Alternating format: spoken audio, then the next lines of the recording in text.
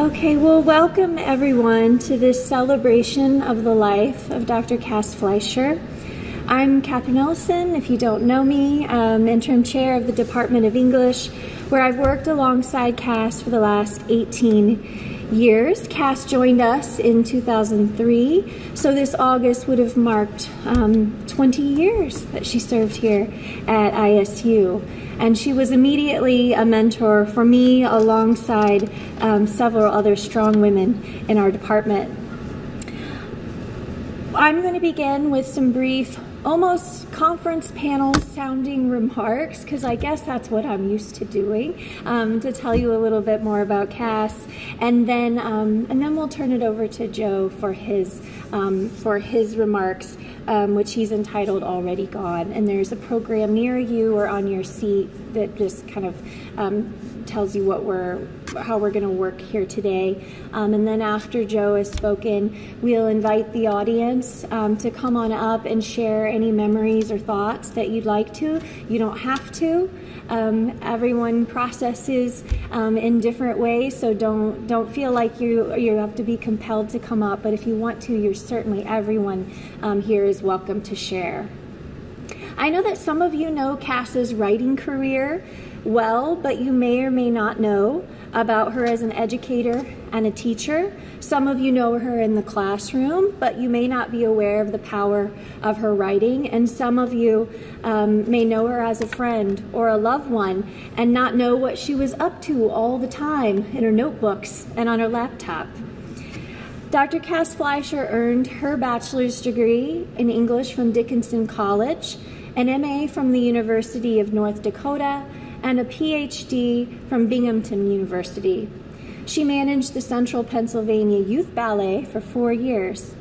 She authored 5 books and a collection that I'll list here, which I hope you find some time to read if you've not already, and they are back on the back table, I believe, so you can take a look at those today. Litscape's Collected U.S. Writing was a collection she put together with Caitlin Alvarez. Dead Woman Hollow is a novel with Excelsior Editions. Talking Out of School, Memoir of an Educated Woman with Dalkey Archive Press. The Adventurous with Factory School Press. Accidental Species, a reproduction with Chax Press, and The Bear River Massacre and the Making of History with SUNY Press. Her work also appeared in so many journals: the Iowa Review, Los Angeles Review of Books, Bombay Gin, Ragazine, Postmodern Culture, Z Magazine, American Book Review, and Electronic Book Review, just to name a few. She won well-deserved prizes for her writing. Screenplays she co-wrote with Joe were finalists for the Nickel Fellowship, the Austin Film Festival, and Chesterfield competitions, and she created Steerage Press in 2011. As I noted at the recent event in Kass's honor on radical nonfiction, and others discussed as well, even her emails were art, puzzling, thoughtful, breaking the bounds of the form. And she cared deeply about students at all levels and about the profession of creative writing. Even in her last semester, this past fall, she tried something entirely new, always fearless and innovation in her creativity. She taught a wide range of classes for us, from the introduction to creative writing, to upper level and graduate fiction and nonfiction seminars, to our intro to the major and our capstone and women's literature. She was an important affiliate faculty member in the Women's Gender and Sexuality Studies program. And the number of independent studies she would agree to every single semester, even on her 3-course load, she was typically saying yes to at least 3 completely different independent studies as well.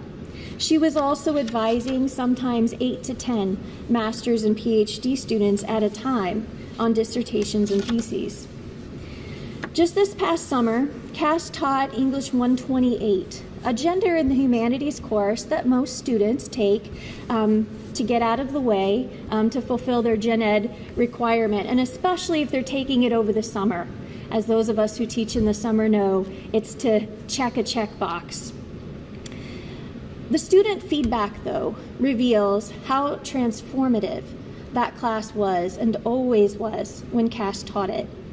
I could read any number of comments from over the years gushing about how much students loved Kass as a person, but I know that those are not necessarily the moments that Kass would look to confirm her pedagogy.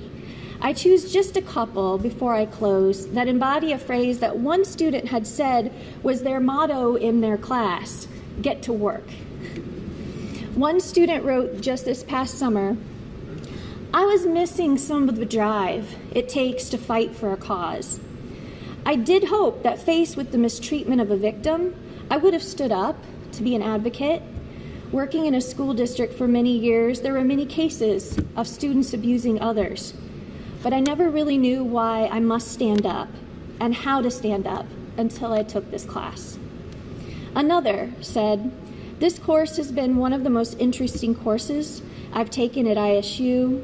I took it to fulfill a gen ed requirement, but I'm going to be working closely with people in the future, and I am so grateful to have learned now how people are marginalized and what I can do to change that." Another student said, "I believe this class should be a requirement for all Illinois State students.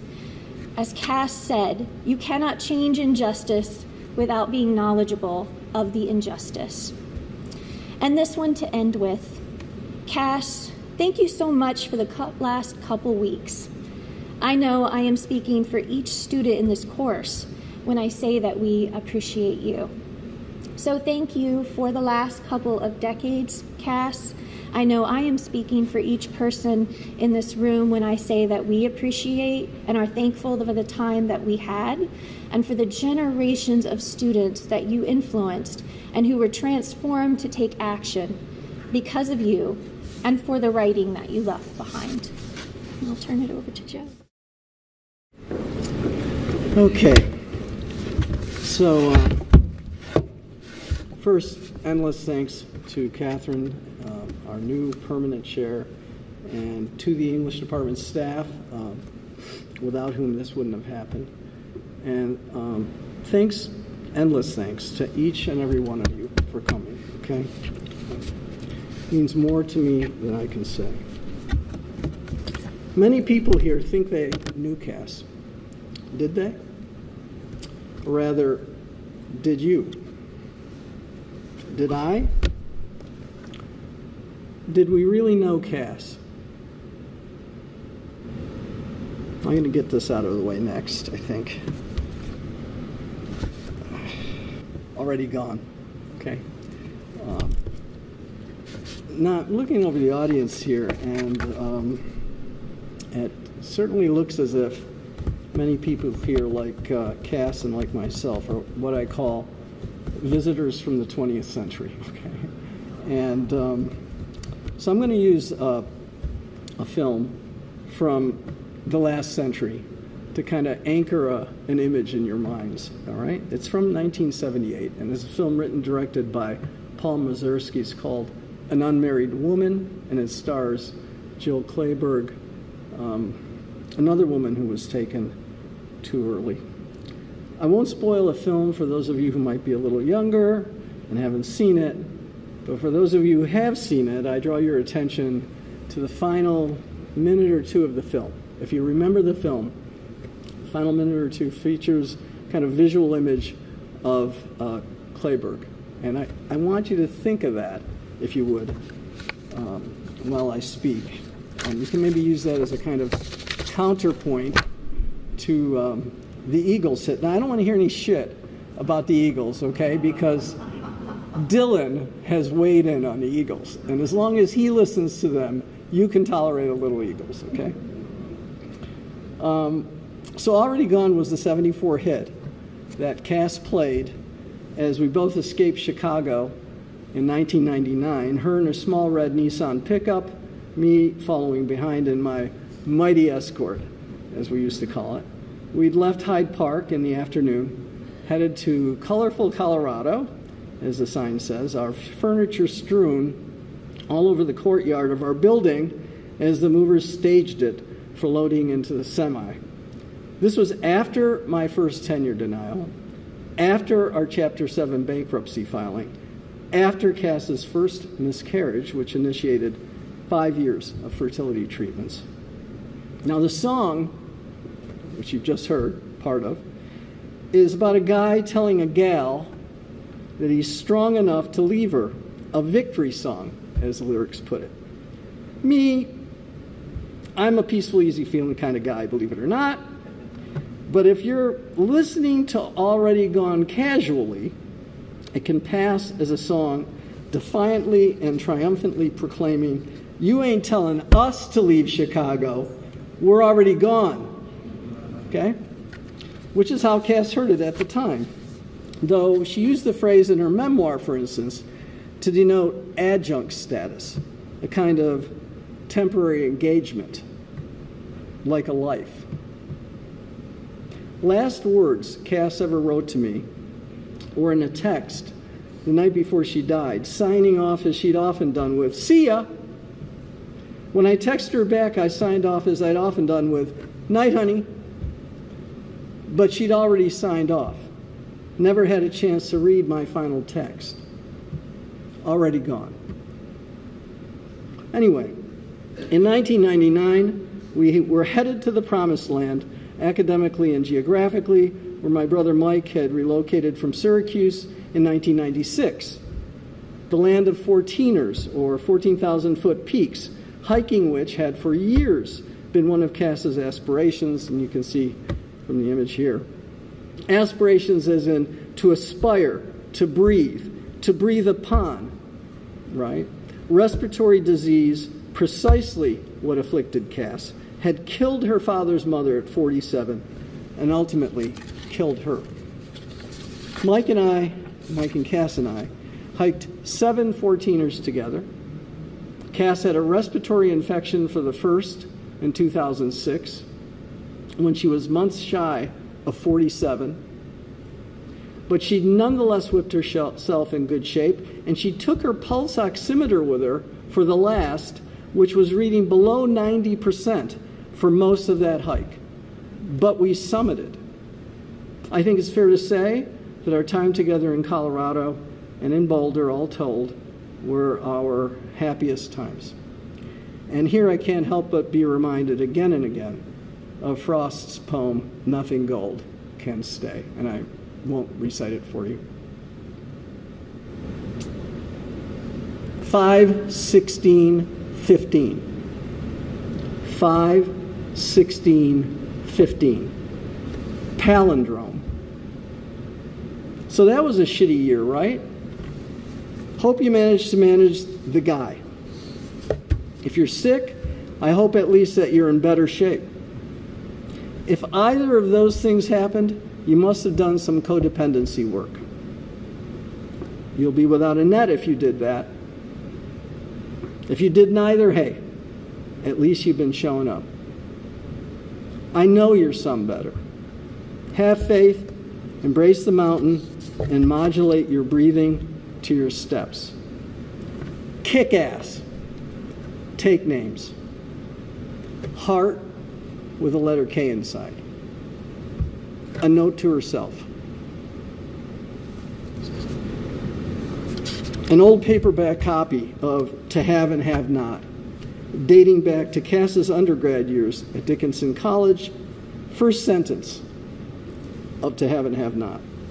You know, it is there early in the morning in Havana with the bums still asleep against the walls of the buildings before even the ice wagons come by with the ice for the bars. Kass has underlined this opening sentence, circled the U at the beginning. You know how it is? And the question mark at the end, before even the ice wagons come by with the ice for the bars. And written above that sentence, at a slant, I do? On the title page of the 2017 volume, Rhetorics of Whiteness, Post-Racial Hauntings in Popular Culture, Social Media, and Education, Kass has written, "There is no way for me to use my privilege without recentering my whiteness, and I can hold these two thoughts in my head at one time, and that's okay." And 2 pages prior to the end of A Portrait of the Artist as a Young Man, This either at Dickinson College or possibly in high school, Kass signing the book Cassie Fleisher, and not, as she later did, HKF.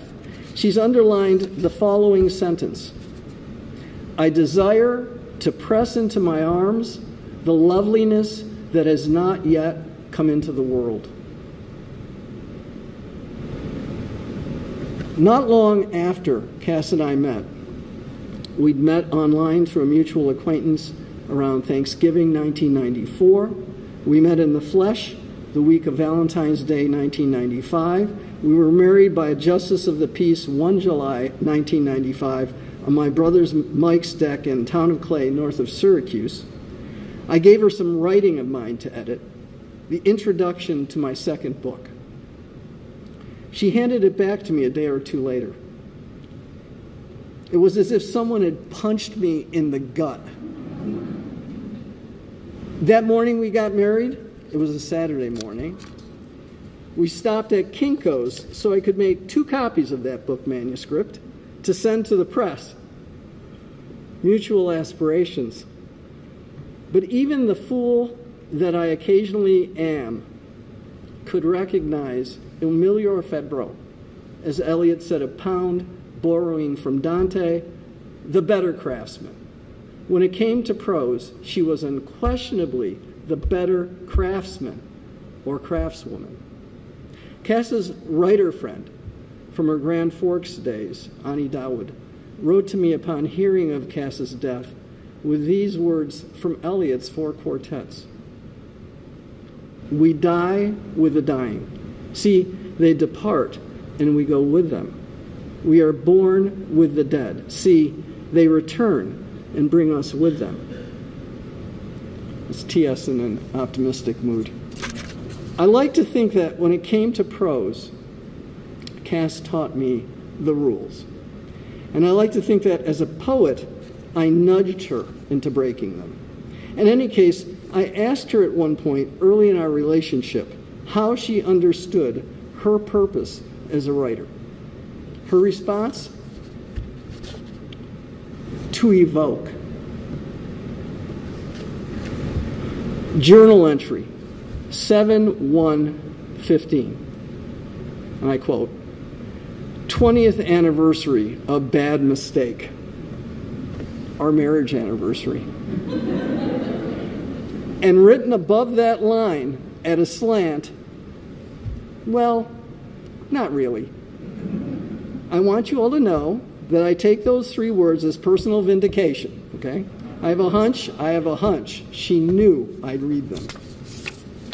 I always mistakenly say that Kass was 4th-ranked country western line dancer in the U.S. She was 6th-ranked, but I'm pretty certain she was 1st in cha-cha. And teaching line dancing helped to pay her way through her PhD at Binghamton. One of the more unusual things I really enjoyed about being in Boulder was accompanying Kass to the Grizzly Rose in Denver, a huge bar along the lines of Gillies' Honky Tonk, that cavernous honky tonk where so many scenes in Urban Cowboy were shot. She'd take line dancing classes, I'd sit and watch, we'd have a couple of beers and a cheeseburger. Even to my untrained eye, she was a better dancer than the instructor. But she simply took her place in the line, like everyone else, never told anyone about her background unless they pointedly asked. And even then, she was not prone to boasting. Kass's 5 cowboy boots are now stuffed and polished, and I put them away for safekeeping along with 3 of her belts. How long will I keep them? Cue the artifice of eternity, a phrase from Yeats that renowned writer and former prof here, Curtis White, quoted in writing me about Kass. Then cue You'll Never Leave Harlan Alive, Patty Lovelace's version, and wonder what it means that when Kass was among those asked by her close friend Laura Wright to share some music with which to ring in 2023, that was the song she chose, You'll Never Leave Harlan Alive. How long will I keep those boots and those belts?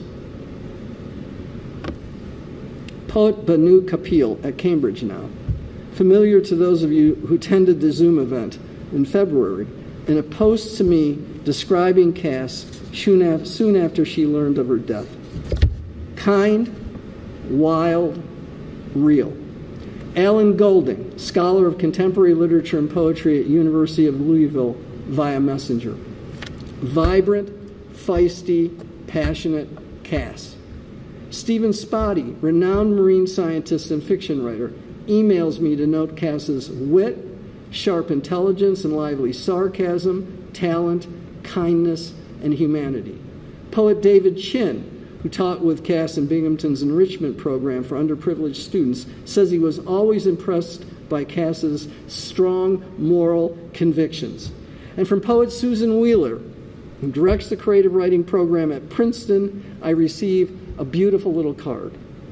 Kass was such a light in the world, and especially for writers who found, myself included, Kass to be a model for the writing life.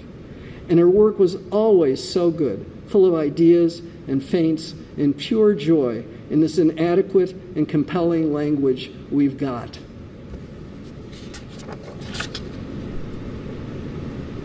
(5/16/15). 5/16/15. Palindrome. For November, happy Thanksgiving. Make the students do it. You're done volunteering. I hope you worked on the book you know is there. If not, cool. Process that. Find one thing that's self-care. You're probably sick. Roll with it. Roll with Dad. I bet you have 2 great new friendships since this. Kick ass. Name the fuckers. Heart with K inside. Aside from it being a palindrome, Kass loved such numerological niceties. Why 5/16/15? Because that's the day after our contract ends for the prior academic year. And spring semester 2015, my 12th year here as a non-tenure track faculty member, I'd interviewed and was hired for the tenure track opening here in fiction writing, the position I still occupy 8 years later, which Kass had a hand in getting approved. For both of us, that was what you call a big fucking deal. Kass did things her way. Not in Sinatra's version of her, my way. He said mid-song, by the way, at one point in a performance, he said, "I hate this goddamn song." But maybe Aretha's bluesier version, or maybe Sid Vicious's raucous cover, I don't know. And there was at times more than a touch of stubbornness in her. A nicer word for it, depending on the occasion, might be persistence. At any rate, I called it her bulldog face.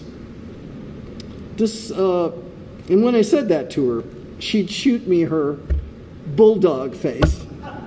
Okay. This might have been something she got from her mother. Her 6'6" college hoop star father insists he didn't have much to do with raising her, but Kass was a gym rat when healthy and, pardon me my age, she threw like a guy. Okay?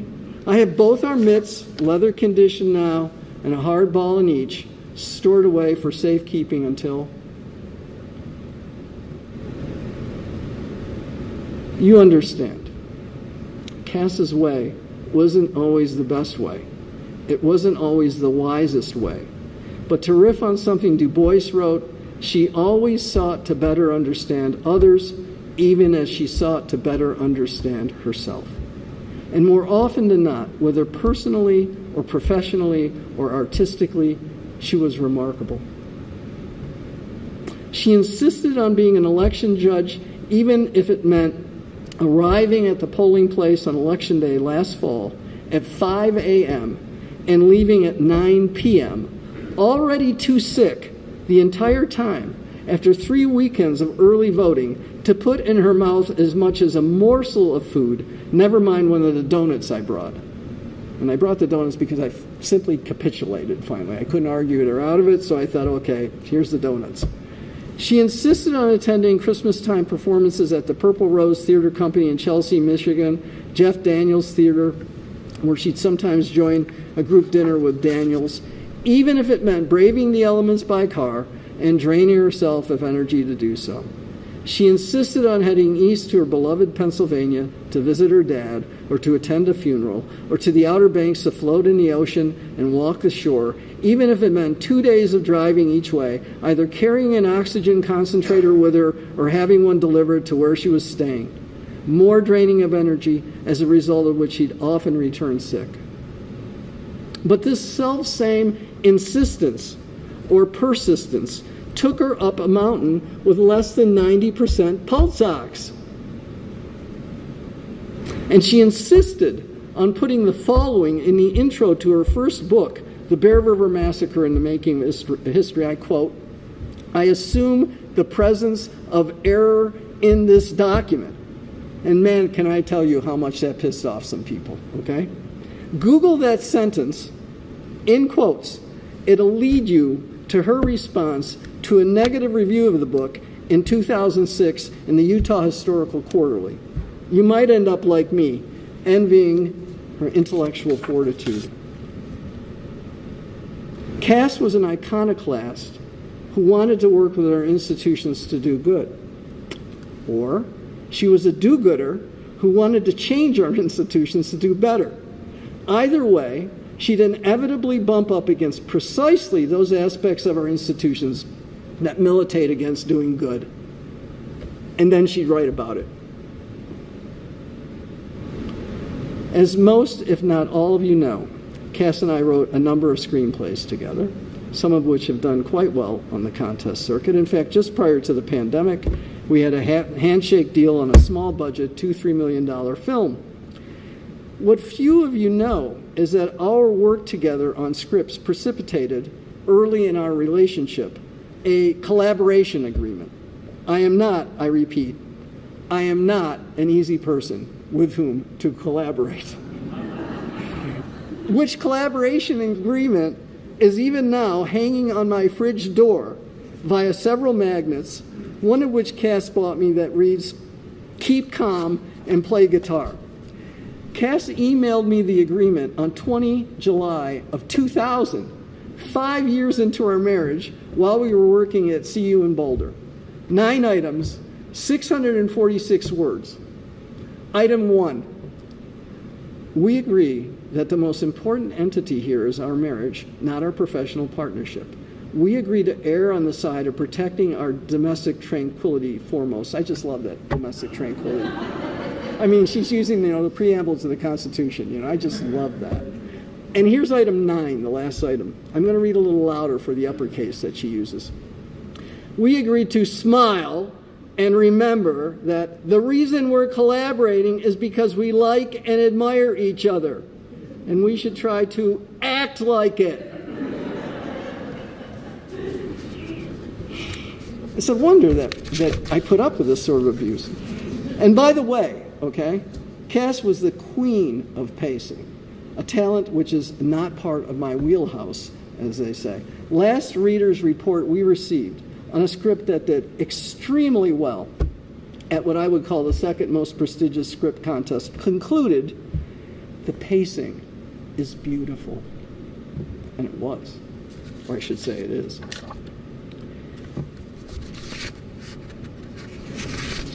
This next part is difficult and to some degree unavoidably speculative.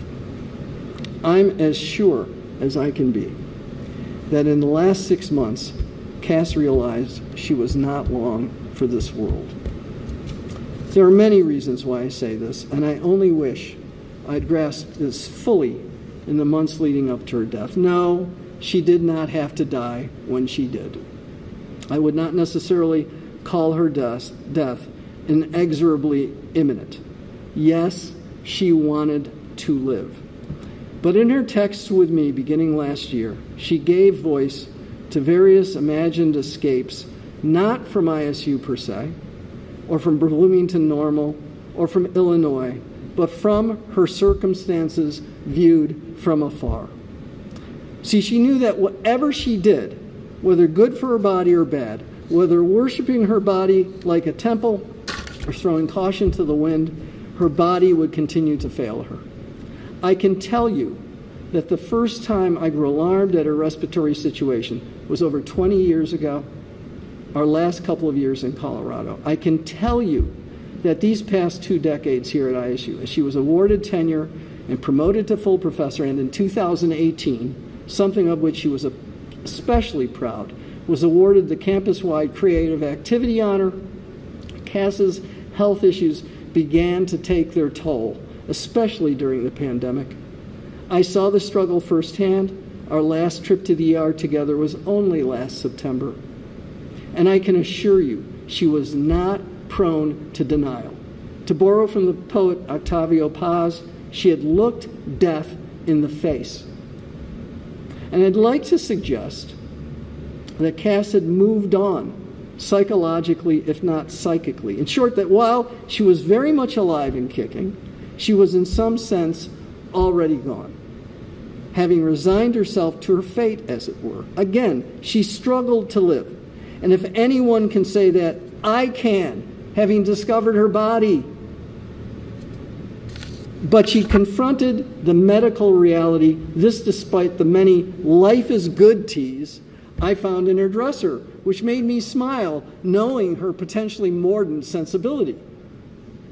Well,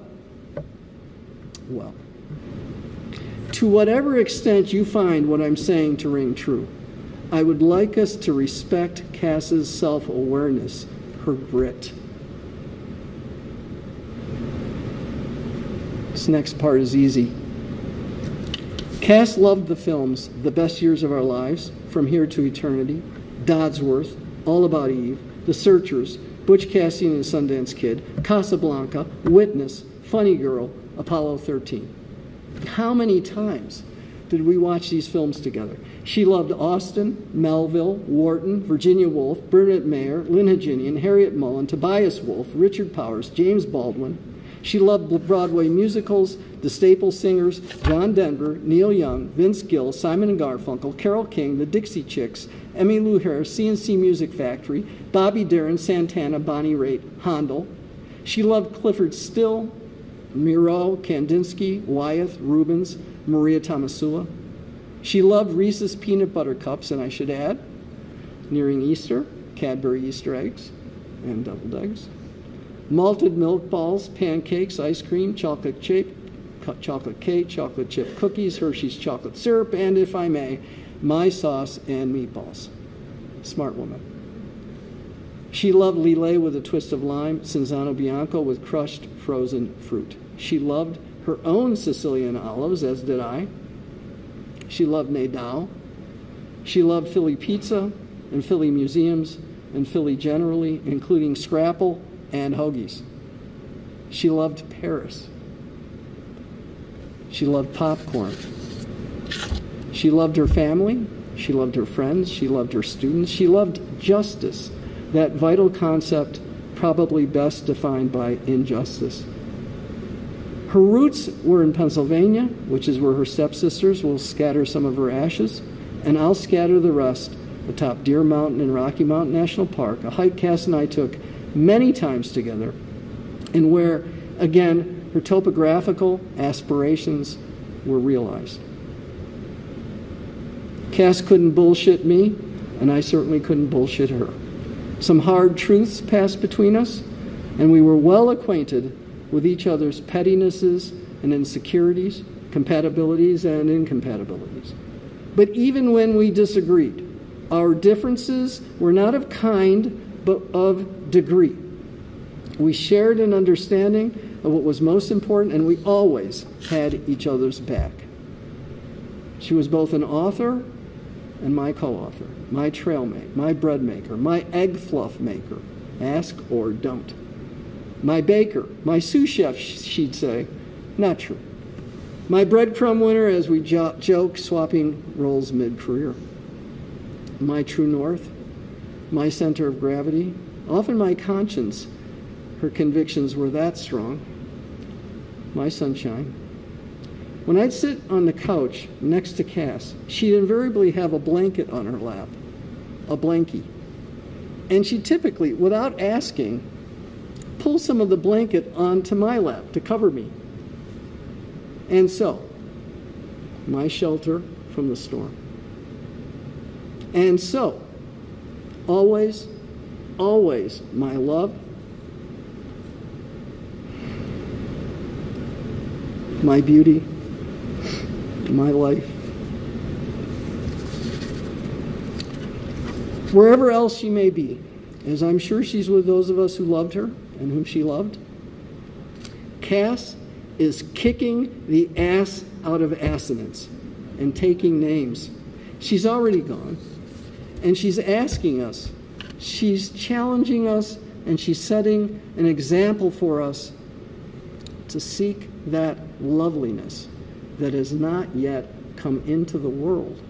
And it's easy to imagine, written above that line at a slant, so you say. Thank you.